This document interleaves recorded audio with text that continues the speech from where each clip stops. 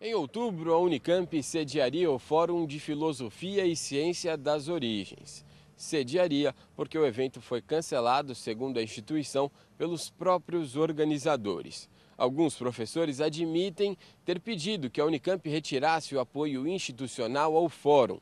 O fato é que o cancelamento gerou críticas e debate, tanto na mídia quanto na internet. Nós escutamos professores que estiveram dos dois lados dessa história e trazemos essa entrevista exclusiva para você. Leandro Tesler é físico, mestre em física pela Unicamp, PhD pela Universidade de Tel Aviv e atualmente é professor associado do Instituto de Física Gleb Watagin, da Unicamp.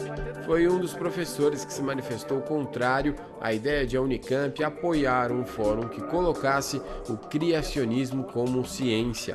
Rodrigo Silva é teólogo, mestre em teologia histórica, doutor em teologia bíblica, possui pós-doutorado em arqueologia bíblica pela Universidade Andrews e conclui seu segundo doutorado em arqueologia clássica pela USP. É professor de teologia no UNASP e apresentador do programa Evidências da TV Novo Tempo. Foi convidado para participar do fórum.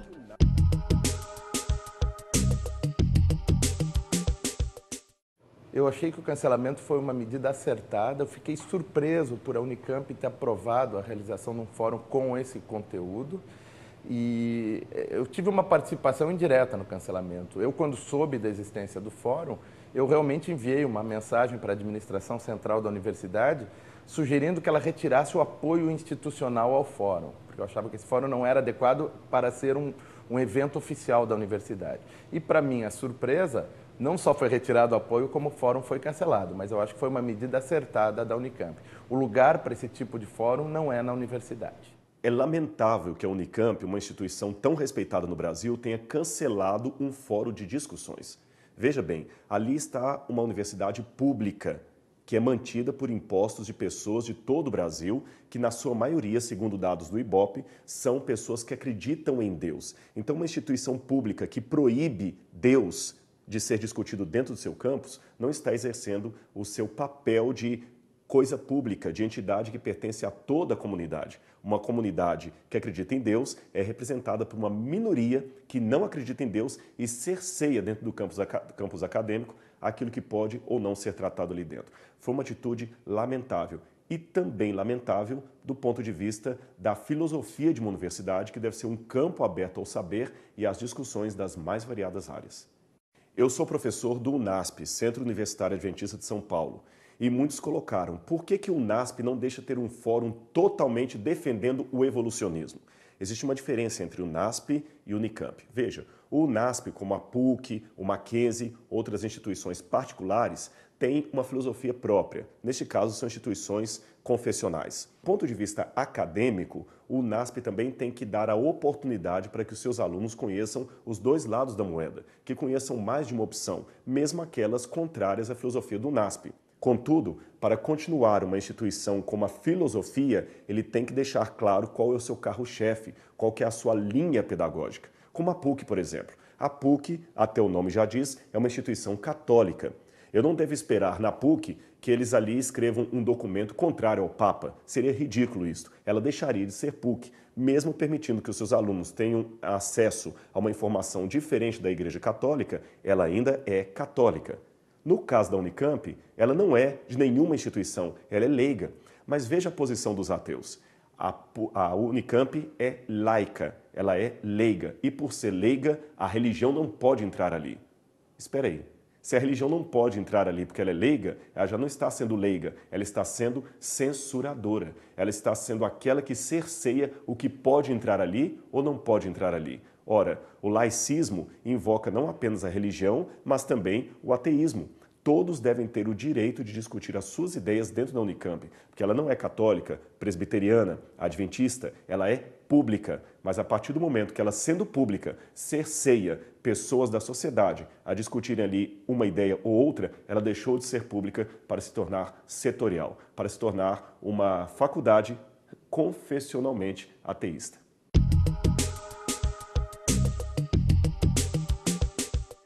Não é um evento científico, com certeza, porque criacionismo e intelligent design não é ciência. ele não é um evento religioso no sentido que não se ia rezar ali, né? Não se ia fazer orações ou louvações. Mas era um evento com um cunho religioso muito forte, né? Todas as pessoas que iam falar têm vinculação religiosa, seja com instituições religiosas, seja com práticas religiosas, e ia ser exposto modelos do universo baseados na religião. Quando nós fomos convidados, pelo menos o convite que me veio, eu tinha a intenção de fazer uma palestra completamente acadêmica. A noção de ser científico-religioso, eu preciso responder em 2 momentos. Letra A. Eu admito que houve da parte dos organizadores talvez uma falha em não permitir que o fórum fosse misto, que evolucionistas e criacionistas falassem juntos ou até debatessem. Embora eu tenha cá minhas dúvidas se os evolucionistas aceitariam participar de um fórum conjunto com criacionistas. Eu tenho cá minhas dúvidas, mas pelo menos o convite deveria ter sido estendido.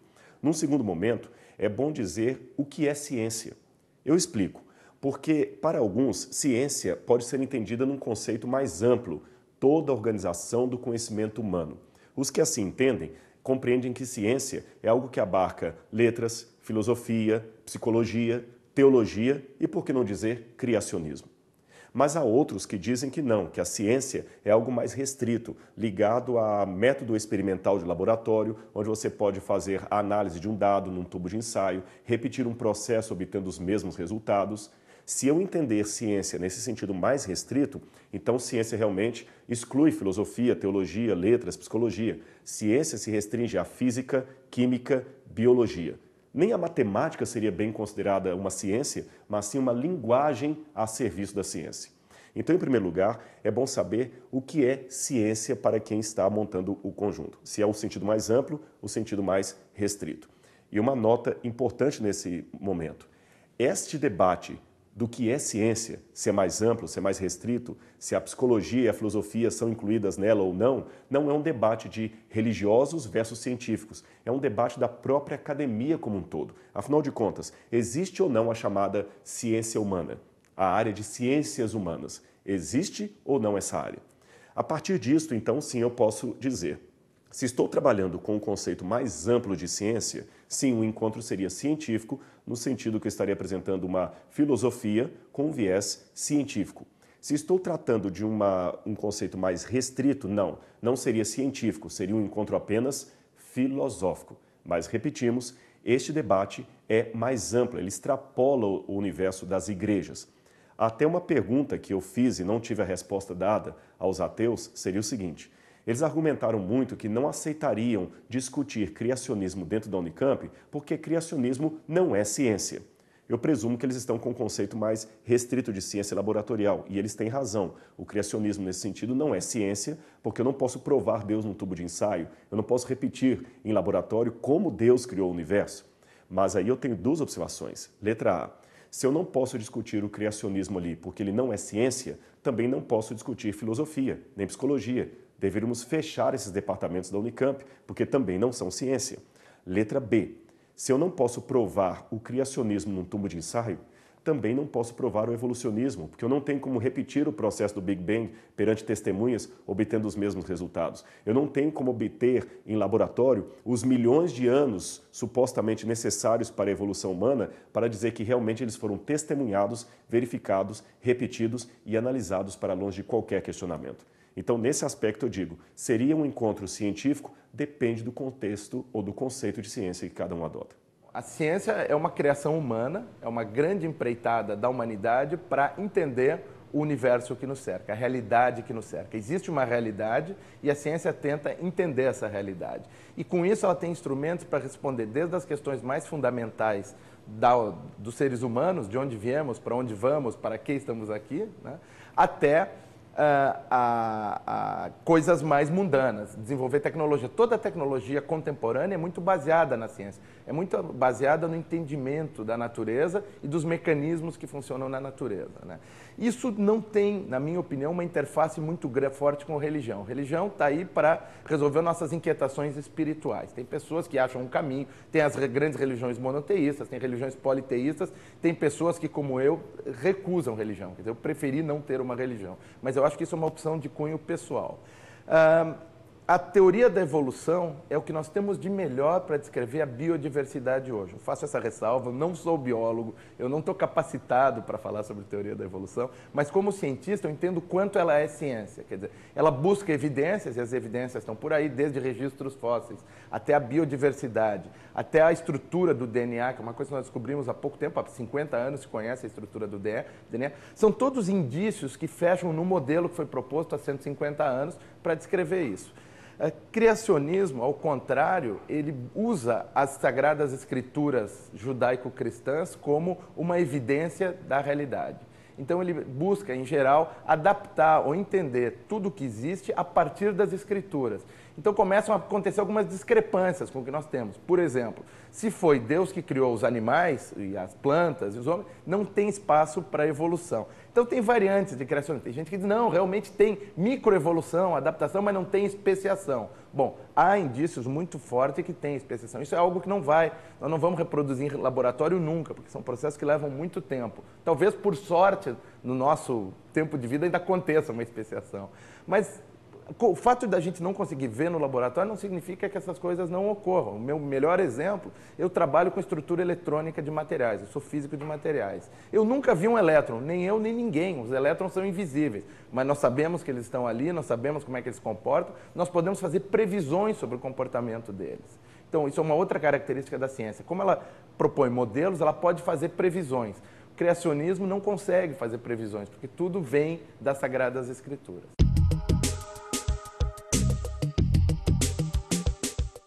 Os criacionistas deveriam ser respeitados, mas os evolucionistas também devem ser respeitados.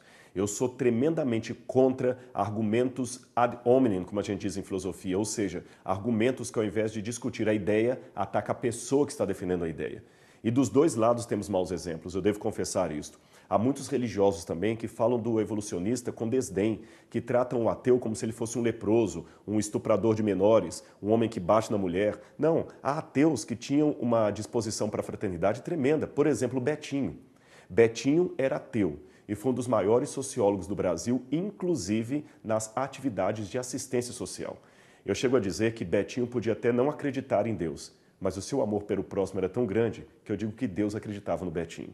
Então eu não posso atacar como um mau caráter, duvidar da idoneidade moral de uma pessoa apenas porque ele não acredita em Deus.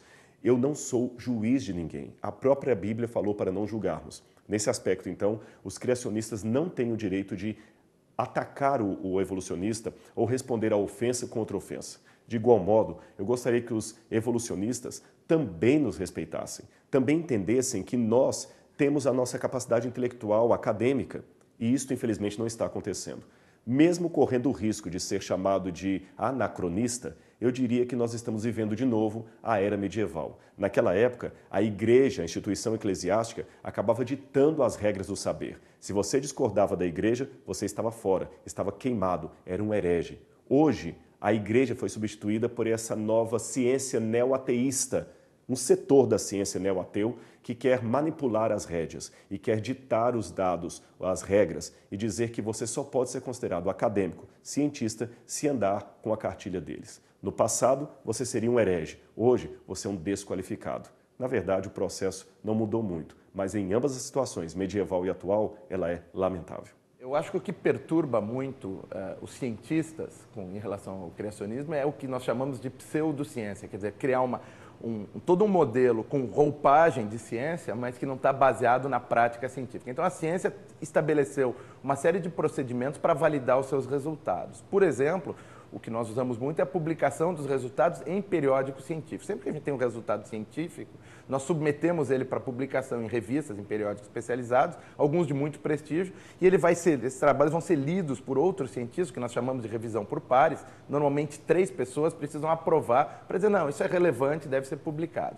Os artigos criacionistas nunca foram publicados em revistas científicas passando por esse mecanismo. Então, isso faz com que, para nós cientistas, isso pareça que não é ciência. Então, a atitude dos cientistas em relação a esse fórum que aconteceu foi essa, mas isso aí não é ciência. Por que está sendo colocado na Unicamp? Né? Por que está sendo trazido para a universidade? Então, eu tenho todo o respeito pela religião das pessoas, eu brinco que há boatos que o meu bisavô era rabino, quer dizer, está no meu DNA isso, né? Mas eu acho que é preciso saber separar o que é ciência do que é religião. E eu acho que o grande erro do movimento criacionista, inclusive desse fórum na Unicamp, era tentar validar o criacionismo como se ele fosse ciência. E aí, por isso que a gente não quer. Eu posso te dar um exemplo muito bom. Se alguém fosse propor um fórum para expor astrologia aqui na Unicamp, todo mundo ia recusar isso de cara. Porque, para nós, astrologia não é ciência. Astrologia é uma coisa meio sobrenatural, uma mistura que tenta atribuir à posição dos astros o comportamento das pessoas. O criacionismo está claro que não é a mesma coisa, mas tem uma prática semelhante, quer dizer, ele parte das Sagradas Escrituras e tenta, a partir das Sagradas Escrituras, descrever o universo. Quer dizer, seria muito reconfortante para alguns religiosos. A grande maioria dos religiosos que eu conheço vários, não são criacionistas. Eles sabem que o plano espiritual é um plano espiritual e a realidade, a ciência, é outra.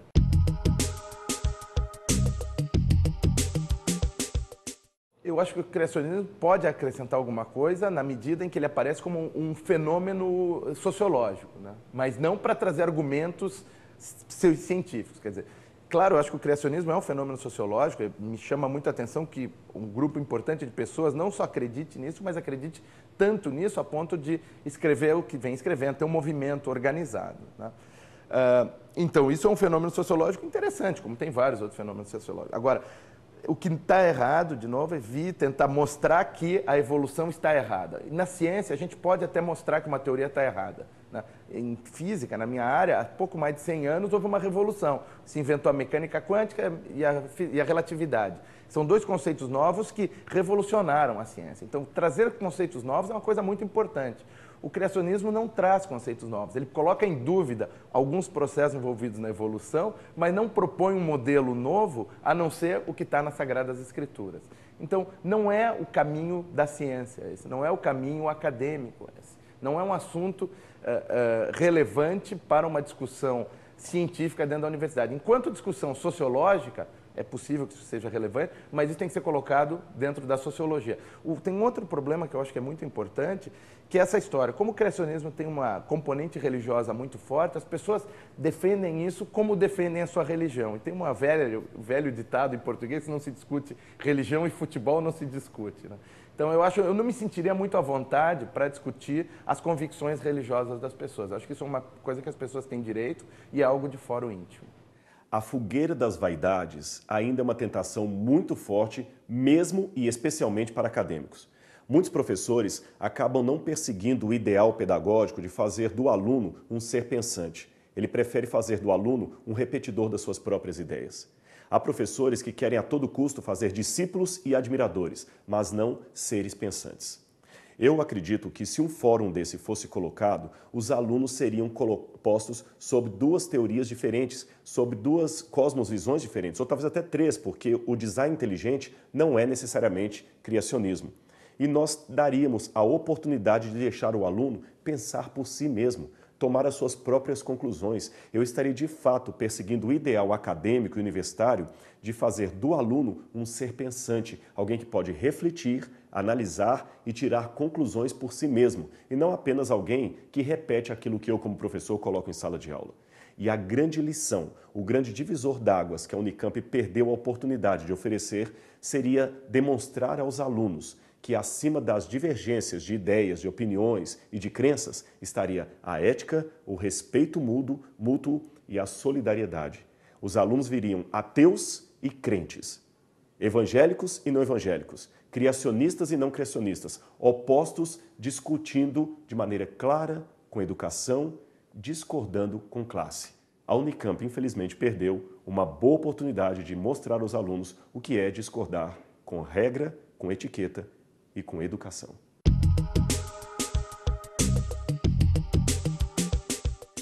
Eu acho que eu teria que olhar a proposta. Eu não acho legal, eu não acho uma boa ideia dar ao criacionismo o status de ciência.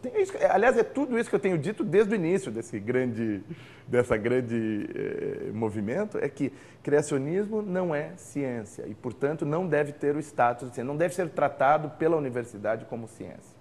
É só isso, essa é a minha mensagem. E eu vou continuar afirmando isso e brigando por isso. O criacionismo não é ciência e, por isso, fazer um evento criacionista dentro da universidade pode trazer para nós uma série de constrangimentos no futuro.